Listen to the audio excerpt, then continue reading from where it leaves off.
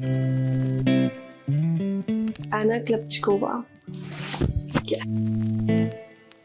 Thank you so much for coming to our new London Flo office. Flo Health is the most loved period tracking app worldwide and now Europe's first unicorn. How does that feel like to be at the forefront building this company? It's hard because we have to innovate every day and think outside the box, and there is no one in the market we can copy. I think it's with every product, if you have a dominant market share, if you're a leader, you need to look outside the box. You need to think how else we can help people, while if you're like a smaller player on the market, you just try to take market share from a competitor. When we started company, we didn't have money for marketing at all. So the challenge was how to grow organically, and we succeeded in that. As far as I remember, maybe first 3 years, we didn't spend a zero on marketing. Hello, welcome to FemTech India podcast, where we discuss FemTech and women's health. Today's episode is so special. We are recording with Europe's first FemTech unicorn. I'm thrilled to introduce my today's guest, Anna Klepchukova, who's a Chief Medical Officer at Flo. Anna brings a wealth of expertise to her role. Hi, Anna. Hi. How are you doing today? Good. Thank you so much for coming to our brand new London Flo office. I thank you I so hope much. you like the design. I love the design. I love the office. And I think this is the first podcast we are recording. Yeah, you're the first people who came here to record the podcast. So I'm really happy that's you guys, because you're a female team. Right. You're in a female dominated company that works in a FemTech market. So it's a perfect match. Yes, absolutely. Thank you so much. And I would love to know more about your background and what inspires you to do and build for women's health every day. Yeah. Oh, it's a long story, but I'll try to be brief. I don't want to be boring. Well, I'm Anna. I'm a woman. I am a mother, and I work as a Chief Medical Officer here at Flo for almost 7 years. I started my career in Belarus, it's a country in the Eastern Europe. Right. And I was a medical doctor. I was a doctor who was doing intensive care and anesthesiology. And then I was kind of bored because it became a routine. Right. Although it's an emergency, it still can become a routine. So I decided to change my life, and I got a degree in marketing, and I moved to Big Pharma. And I worked for Big Pharma for 7 years as a marketing manager. Right. And then again, I got a bit bored. Okay. And not only bored, but also I realized that hospitals and pharma companies, they're helping people too late, when the people are already sick, where people already need interventions. And I was looking around thinking, how can I make a positive impact and join a company that helps to prevent problems, that works with the root cause. Right. So I met Dmitry, who is a co-founder of Flo and my boss now, and he just told me about his idea, that he's very excited about preventative care, about health education, that he wants to help women and so on. And he needed someone with a medical background, business background. Right. And I got so excited, and I realized actually that it was always kind of my DNA to help women, to help people, to work with the root cause. And it was a perfect match. But it was a very small company with 10 people working in a very small office, not like this one, a fancy place. So it was a big change and a big risk for me, but I'm super happy. I joined early because I made I made a big contribution to the success of the company. Right. No, that's quite interesting. And I can definitely see that Flo Health has come a long way, and you being part of the early team. And of course, now, we're sitting in your office in London, which is great. Tell me, how does that feel of, really starting from period tracking app and now Flo Health going into literally covering everything for women's health? I would say it's exciting, and again, I'm stressed. I think I was reading an interview by this singer Adele that, she's from London, and she woke up famous one day, and then she was suddenly under huge pressure. Right. So I feel for Flo as well. We've started from very humble origins. We didn't have money. It was a long journey. And now we're first FemTech unicorn in Europe. Right. All eyes on us. Expectations are very high. We're already a market leader, but we need to reinvent ourselves. We need to kind of build the future for female health today here. And it's very big responsibility and it's stressful. So that's how I feel. I'm stressed and excited at the same time. Yeah, I can imagine that you have a major role to play now, right? Also, Flo has such a huge database and user base from all around the world. And when we talk about, digital technology and how do you keep that diversity and different cultural values, because literally you have a lot of users from India as well. Mm-hmm. I've been using Flo almost 4 years now, and was really early user. And the one thing I really is I love meeting our users to see real faces. Yeah, and it's actually has the best algorithm. Honestly. And I feel I vouch for the product for sure. And there are so many organic users. If I check in my circle also, women around me, they use Flo. Everyone literally uses Flo because of the product. So would love to know a little more about, when we look at the culture diversity or, building for global markets, how do you keep that element in place? It's a big challenge. It's how to localize the knowledge for a particular market, especially now when we operate globally and we have 380 million of users. So how we approach it. So the logic is this. We follow evidence-based medicine approach. Right. So, and it's kind of universal. People handle themselves with different types of interventions. Some people like evidence-based medicine. Some people have alternative views. But we picked what resonates with our own values. So we follow evidence-based medicine approach. So there are certain medical guidelines and publications that are relevant for the whole world, the period length and how you calculate it is a fact based on science.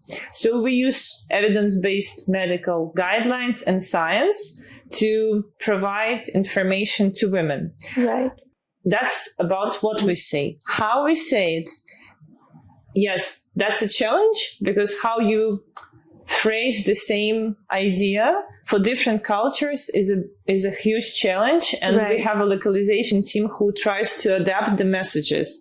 It was a big surprise for me as a person from Eastern Europe when we just started that the way doctors talk to patients in Eastern Europe, in the US, it's different. We are kind of in Europe, especially in Eastern Europe, we have more paternalistic model of medicine. Right. And doctors say, oh, you're suffering from disease. And when you say it to a person from a different culture, they get angry because they're not suffering. They're living with disease. They're coping. So even when you translate the sentence that is good in one language, it might be a complete PR disaster in another language. So we've built a localization team that helps us to adapt the language. And we have local doctors and local localization managers in main markets who help us polish the messages to make them appropriate. Because sometimes you have a good idea, but no one would listen because you phrase it in a really inappropriate, disrespectful way. No, but it's a long journey. We still have a lot of things to do and improve. Flo Health is the most loved period tracking app worldwide, and now it's, Europe's first unicorn. How does that feel like to be at the forefront, really building this company? It's hard. Yeah. Because we have to innovate every day and think outside the box, and there is no one in the market we can copy. So I think it's with every product, if you have a dominant market share, if you're a leader, you need to look outside the box. You need to think how else we can help people. What are novel technologies? How can we adapt them? While if you're like a smaller player on the market, you just try to take market share from a competitor. Okay. So for us, the big challenge now is to find those next big bets and innovations that we can provide to our users to continue grow. But again, like, what is the future for us? We will keep trying to improve health by educating women, by empowering them, by giving them understanding how their bodies work, what's going on. And we're just hoping to use novel technologies like AI, wearable sensors to do what we can to improve their health. So tell me, like, what challenges did you face? The list might be a very long story, like it would take probably days to name the challenges. I would probably share my challenges as a manager, because this is my personal story. So the challenge was when we started company, we didn't have money for marketing at all. So the challenge was how to grow organically. Right. And we succeeded in that. As far as I remember, maybe first 3 years, we didn't spend a zero on marketing. We spent $0 and we were growing organically. So we had to kind of work with social media, with app stores. So like be very smart how to grow without marketing dollars. The second challenge was when we started exponential growth. We needed more people to deliver more value, to build more features, to write more code. Right. And we had to hire people fast. And at some point, we had a kind of small office, and we were hiring maybe 3 or 4 new people in a day. And we didn't have enough furniture. Space to fill it. Yeah, and I was managing a team of maybe like 50 people at that time. And I was like, okay, guys, you're oldies. You work here for like half a year. They're newcomers. We shouldn't discriminate them. So you oldies will not have a table, or you sit 2 or 3 people at the same table. So newcomers will have a nice place until they become oldies like in a month. So there were days when we were basically sharing one table, 3 people, because we were growing faster than we could rent a new office and deliver furniture. And then, like, on the medical side, the challenge was when I joined, I was the only doctor. So I was reviewing everything at Flo, every article, every letter. But then the company eventually was growing so fast that the number of things that I needed to review became too big. So I had to start creating like a medical board, like hiring doctors to join us, to help me with like ensuring medical quality, but no one wanted to come. So I was emailing doctors from the US, from Europe, please join our company, work for us. People wouldn't reply. Or some people would say, okay, I want to join, your website is good. And I was like, oh God, we're not a website, we're an app. Literally, So it was 7 years ago. There was almost no FemTech companies. The health tech market was still very young. So doctors, I was trying to explain what we are doing and who we are. They couldn't understand. So it was a challenge to bring those first doctors to trust me and trust the company so they can make a contribution. But now it's fine. We have a medical board of more than 120 doctors working with us. Amazing. We have a scientific board. So we managed to overcome this challenge, but it wasn't easy. So you asked me about challenges. I think working in a startup and in business in general is a challenge every day. But as long as you remember what is your mission, what you're trying to do, you can be flexible with how you do it. So we always knew that we want to help women. Right. We want to use technology. We want to use evidence-based medicine to help them.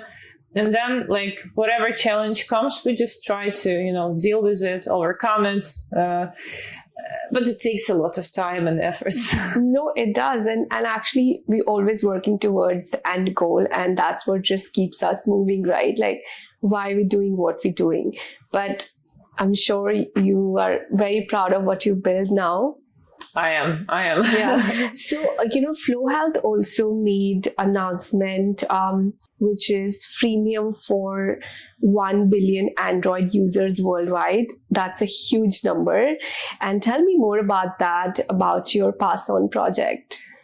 I think if you ask me which project I'm most proud of, I think this one. Right. There was a company decision to grant access for free to people from different countries where we think health literacy can improve lives of women and society and like just make a big change. Right. So there is a list of countries, and probably we estimate, as you said, around 1 billion women who would start using Flo for free and learning things about their reproductive health, contraception, cycle, pregnancy, facts.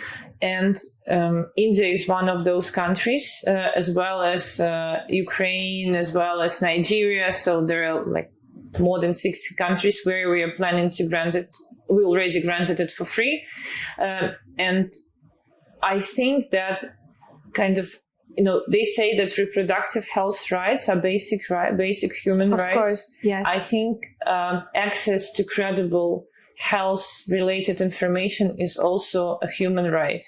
I've seen so many examples how a simple fact about take folic acid or how to feed your baby or how to use condoms changed lives, literally lives and destinies and careers of women. So I'm a big believer that what we do can make a change. And I wouldn't be a scientist if I wouldn't try to measure what we are doing, the positive impact. So with Pass It On project, where we are granting Flo for free, we also launched a research simultaneously to measure health outcomes. So how health knowledge will improve, how menstrual stigma will decrease, how health awareness will improve. And we are running a study and we see preliminary data is very positive. So like menstrual stigma is reduced by 10%, health awareness increased by 20%. So we see that initial data is very promising. Right. And I'm a big believer that it may change like life for like a whole millions and whole countries. No, of course, I think it has a huge contribution to giving access to girls and women who are underrepresented and to understand their health, which is reproductive health, which is, I think it's overall women's health is a basic human right, but like whatever we could do in terms of digital landscape, I think this is really empowering. And I personally love this initiative. Thank you. I have also a personal story to share. When I was young, no one talked to me about reproductive health, periods. My mom was a teacher. She was very progressive, but still it was kind of taboo in Eastern Europe. I imagine it's still a taboo. Although I'm 38 now, it's like 20 years later, it's still a taboo. Things hasn't changed much. Right. And but I was a bookworm. So I was reading books and we had lots of like encyclopedias, books about health. So I kind of learned everything from the books. And those books and the knowledge about how my body works, how to use contraception, can I get pregnant by sitting on someone's lap or not? What does this mean? What does that mean? It empowered me. And later in life, when kind of, the boys were saying, oh, can we have unprotected sex? I would say, no, go and have unprotected sex with yourself. Yeah. I'm not doing this. And I had I was so empowered and confident to stand up for myself. Because you had knowledge. I had knowledge. Yes. I know what is right. I knew what is right. And I was so kind of big believer in this that I was like, I became a freelance consultant in my school, and girls, if someone wanted to learn something, they would come to me saying, oh, like, can I get pregnant by just chewing someone else's gum? And I was like, let me open my book. But there was no internet at that time. So I only had the books that I had. Right. And now I'm thinking, like, if it changed my life, right. I think giving even more knowledge, because I had like 3 books. Now we are giving access to chatbots that you can talk to, ask any question. We are giving access to like 5,000 articles validated by doctors. I think this is a huge opportunity to women. Right. Learn about themselves and then stand up for themselves and say no to bullshit. Of course, absolutely. And I think I can totally resonate, because we think India is a very culturally diverse country. And honestly, my first period experience was also so horrible. My mom just gave me pads and I didn't know what to do. And my auntie was just staring at me and giving me looks that I was like, did I do something wrong? I just got my periods and I had no idea how to manage myself. And absolutely, I'm self-taught person. I've also learned everything through business, to my body, to my health, and learning everything my own. And I think now, thanks to technology and companies who are trying to build better access for women's health, and there's so much knowledge and empowerment that everyone should know. And I think I always see technology has so many different ways of empowering us. I'm so glad things are changing. Maybe in next 10-15 years. Yeah, I'm a big believer. So eventually, if you ask me about my mission, I want women to be leading this world. Right. And to lead the world, you need to lead your body, own your health, control your reproductive health. Because if all of a sudden you're caught by STIs or an unintended pregnancy, you kind of be very distracted by solving this problem, and you would lose professional opportunities. Everything. Creative opportunities. So I feel if we want women to lead the world, we kind of need to help them. Of course. Just to help them own their health. Yeah, we need to build the world women can navigate and transition in every stage in their life, even it's pregnancy, fertility, whatever is it, right? So they can get back on the track. Yeah, so I want to know more about your product, and if you can tell our listeners the freemium features, and of course in Pass On project also, how does that empower women or underrepresented communities? Yeah, so we provide the same functionality in our Pass It On freemium access. The same that, like here we have a part of subscription. So what you will get if you would start using Flo today, right? Period tracker. So you can log your periods and know when the next period is coming. That was like our core functionality that we started from. Right. But we have much more. So we have also symptom panel. So let's say you log painful sex. You log it several times. Then the algorithms that we build together with doctors will tell you what are the possible reasons. It can be like underlying health issues like endometriosis. It can be that probably you have you are too stressed. Right. So we have algorithms that help women to understand what their symptoms mean. And then we have a content that explains it. It can be in the form of stories like an Instagram or an article or a chatbot. And then as a separate part of our product, we have a community. That's the place where women safely, anonymously discuss their health concerns, their health experience. And it's a really nice place where you can read how women approach the same problem. And when I was pregnant, I had a nausea. I couldn't eat. I was vomiting all day, and I felt really bad. Right. And I would never believe that this would help. I went to Flo community. I tried to Google before, watch YouTube, but no one was talking openly about it. And then I kind of put in Flo search, nausea, pregnancy, and then I was reading how women were feeling, how they were approaching it, and actually felt relieved because I wasn't the only woman who was vomiting 6 times a day. Some women were vomiting 12 times, so I already felt relieved because someone was kind of in a worse situation. Right. And then they shared tips. So I think this is really valuable. Maybe in communities where women, like you said, like you couldn't talk to your mom. Right. You couldn't talk to your auntie. Yeah. You might not be able to talk to your friends about it. Community, that's the place where you can ask questions, and then women from a different country, from your community, they can share their experience, and you'll feel that you're not alone with your health challenge. So that's the feature I really admire.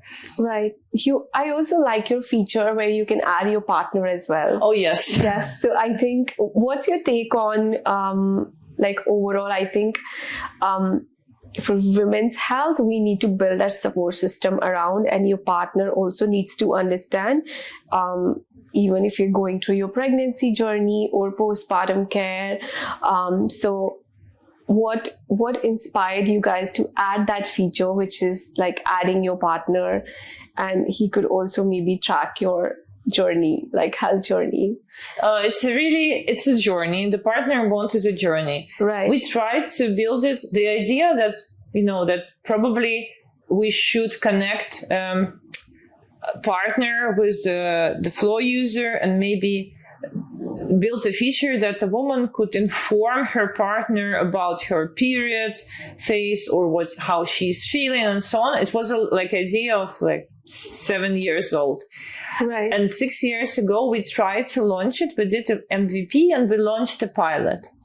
But there was very low interest. Maybe men were not ready. Right. And then last year, we were again kind of reevaluating our ideas, what to do next. This kind of idea again appeared in the list. And I want to be honest, I was against. I was saying, no, men don't care about themselves. They don't go to doctor. Why would they care about our health? But the men actually in our management team, they were saying, no, we need it. So they voted for it, and we decided to invest in development of this feature, and it became viral. So I think something has changed in the world. So maybe men are now more open, more interested to learn, to help. Yes.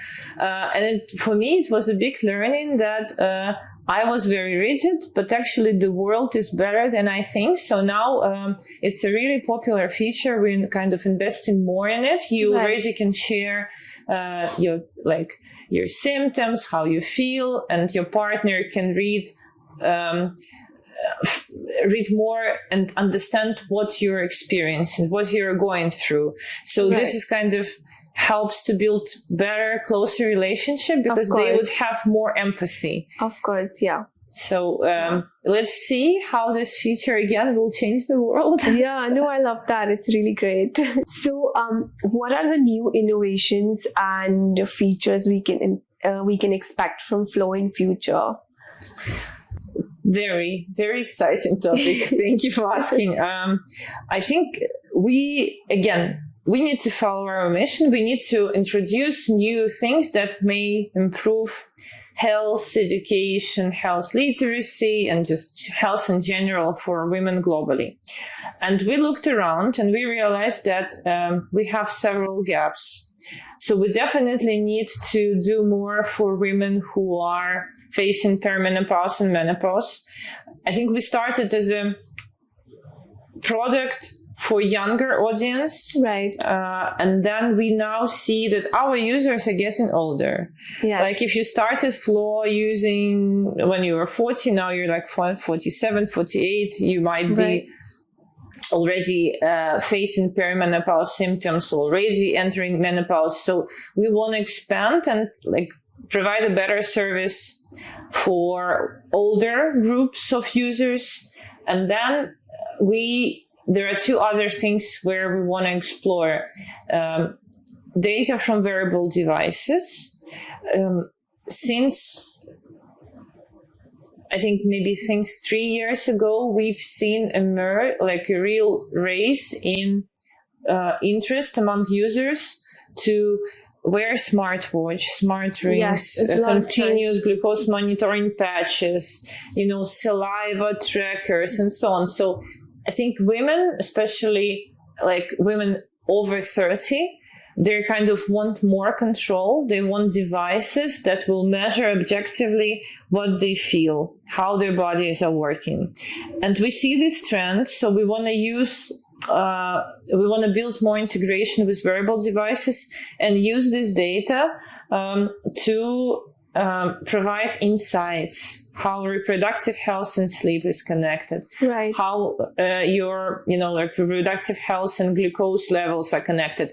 And it's like a very novel area. There is not much research there, so we will do our own scientific research to understand like what can we say based on wearable data.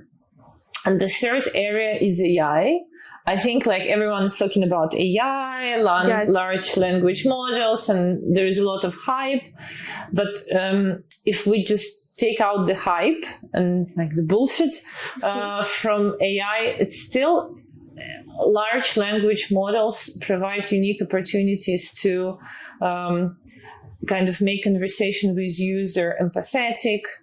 AI as a algorithm that helps to calculate kind of probabilities, provides opportunities to kind of segment users better, personalize information better,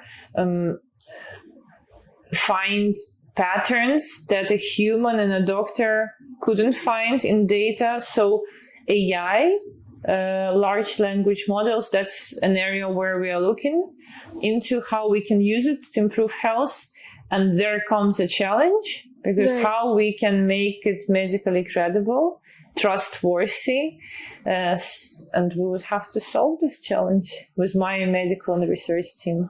No, that's amazing. And I also feel wearables are getting as common as smartphones, because I feel a lot of women wearing it, and everybody wants to track the data. So there's a definitely huge potential, untapped opportunity if you're trying to build something really from ground up. As you said, there is no research on that as of now, right? Very limited. Companies are just starting to explore it. They're just tracking mostly sleep, right? And even in sleep, not much research. Yeah. So tell me, how does Flo Health keeps the latest research and developments in women's health, and how quickly that gets reflected on your app? Thank you for your question. I really like when I'm asked about medical part of the app, because I'm really proud of the processes we have in place. So we have a medical team in-house, and we have also research scientists in-house here in London. So their work is to monitor latest updates in medical guidelines, in research publications, and then extract facts and findings that we can add to our app. So we have a process where we receive the news and reports about what was published. Are there any updates, let's say, in vitamin D dosage usage? So we get those findings, and then we integrate it in our content or in our features. So we have a process in place, and we try to keep up with the latest science. Although I would say female health research is still very limited. Even if you look on the basic science around what is normal cycle length, what is period length, what are the symptoms of polycystic ovarian syndrome, there is not enough data available to make good decisions. If you look at diabetes, it's research like deep, like from left to right, from up to bottom. Like we know a lot about diabetes, and there are so many drugs available. But in women's health, like situation is opposite.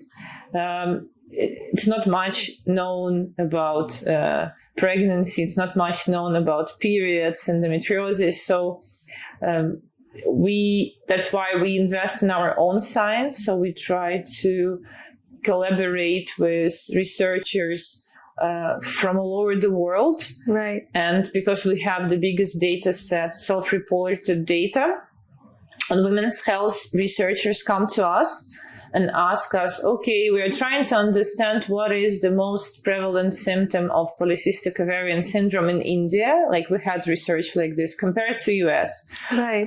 And we look in our data and we tell researchers the answer, and that results in a scientific publication. So we try to use our data as well to contribute to advancement on female health research in general. Right. Yeah, I think PCOS is one of the major concerns in India because of the lifestyle. It's still a big mystery. It is, yeah. How it happens, prevention, how to treat it better. So right. We had several researchers related to this topic because we want to help society to know more about it, to help women, because that's the main reason of infertility later in life, unregulatory infertility. Yeah. That's why the fertility rates are also declining, right? That's true. Yeah. So with such a large user base globally, and how do you manage with data privacy and security of health data? Well, we have a female-led data privacy and security team, and we take data privacy and security very seriously because we operate in a very sensitive area. No one wants their period dates or symptoms to be shared with someone, with the government, or with like your partner, your friends. So I think the data that we deal with is as sensitive, or maybe even more sensitive than financial data. I would probably be more ashamed if someone would know about my health challenges than with my financial challenges. So we invested heavily in building infrastructure for privacy and security.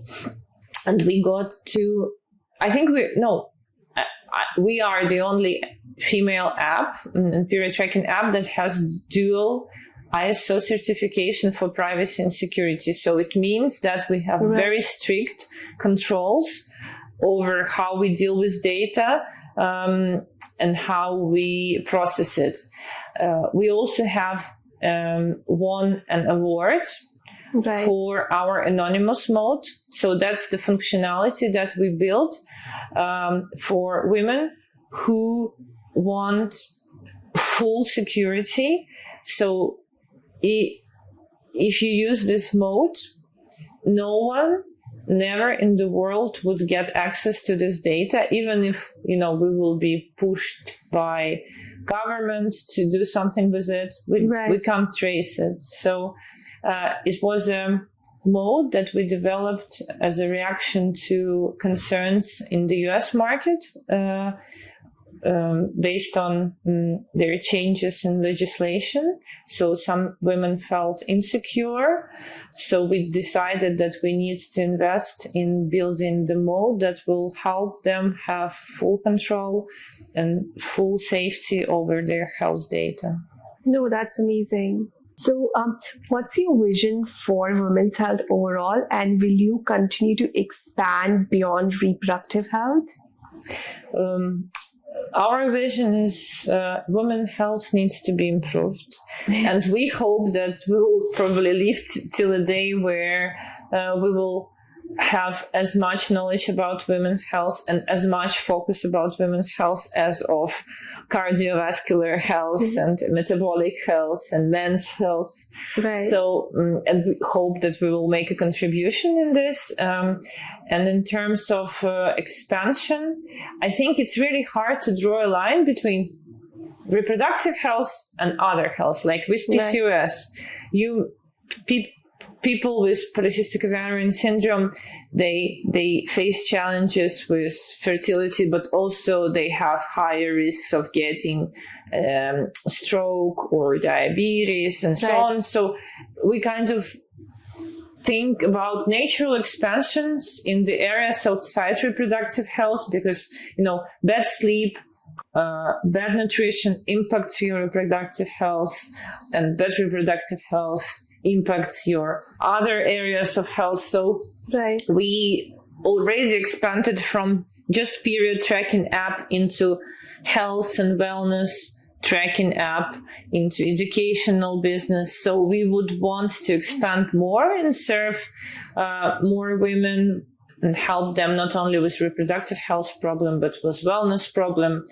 As I said, perimenopause, menopause. So Right. I think overall, if our mission is to improve health of women, we will try to do as many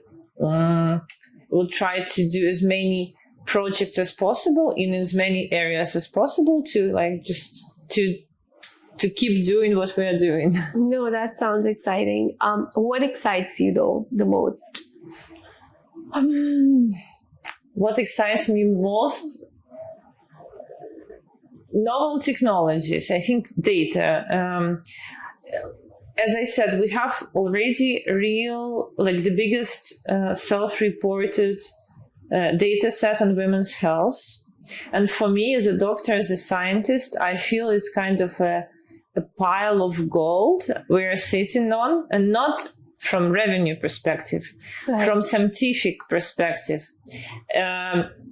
When you go to the doctor, usually doctor knows about you very small part of your health or tiny bits of your story. We already have users who use Flo for 8-9 years, so we Right. know their story.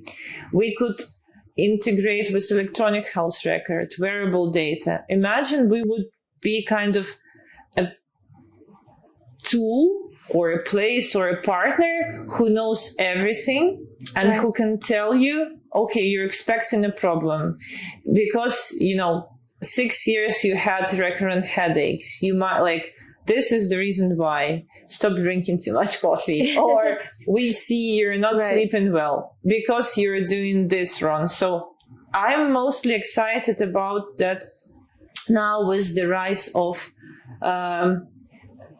ability to collect and store so much data, with the new technologies that help us to connect the data and merge the data from wearables, apps, electronic health records, and the new algorithm who can process it, Right. and quantum computers.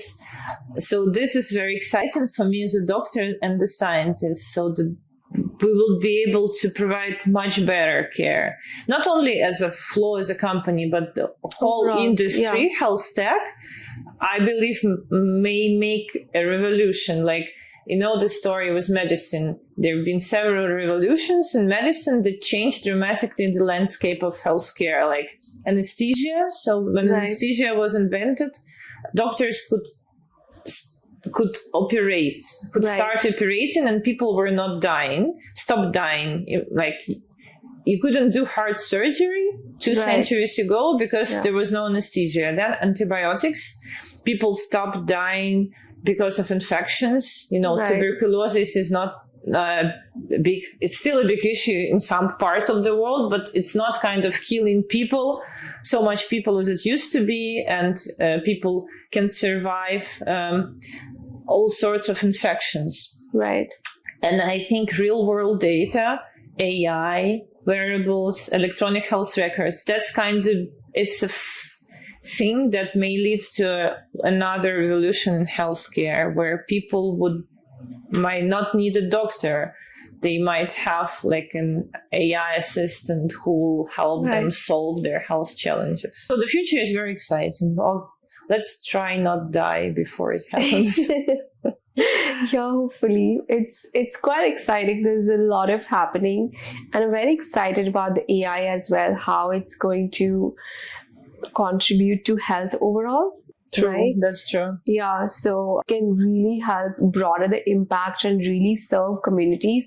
There's nothing like it, right? Yeah, I agree with you. Yeah. So Anna, what's your message for our listeners? Flo has such a huge organic user base from India, but we have listeners from 90 countries around the world. So I will say, what is your message for women all over the world?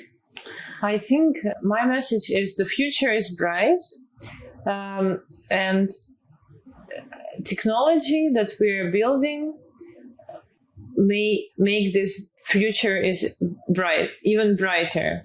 We already see how much women are doing for their families, for their societies, that, there is a rise of women impact and women contribution and women recognition. And I believe that with the knowledge that we provide, and other companies are also contributing, so with the knowledge, with the technologies, with empowerment, women can change the world. Right. So my message is just learn, stand up for yourself, be bold, be brave, and we'll see a different world. And I envy my sons, because they will be living in a different world and marrying a different women, right, who are smarter, who are more self-confident, who are stronger than us. So I'm kind of very excited for the future, and I hope this is a good prediction. No, absolutely. I love that. Thank you so much. Thank you so much for inviting me. It was a pleasure to host you, and I hope to show you, to make a guided tour now. Yeah, thank you so much. It was so nice to have you, and absolutely love what you're building, empowering more women around the world. And do you want to say anything for Pass On project, if anyone's listening, and how they can leverage that? Yeah, if you're an Android user, just go to Android Google Store and then find Flo, and then you can get access. Amazing. Perfect. Thank you so much, Anna. Thank you so much. Hope to see you soon. Yeah, thanks.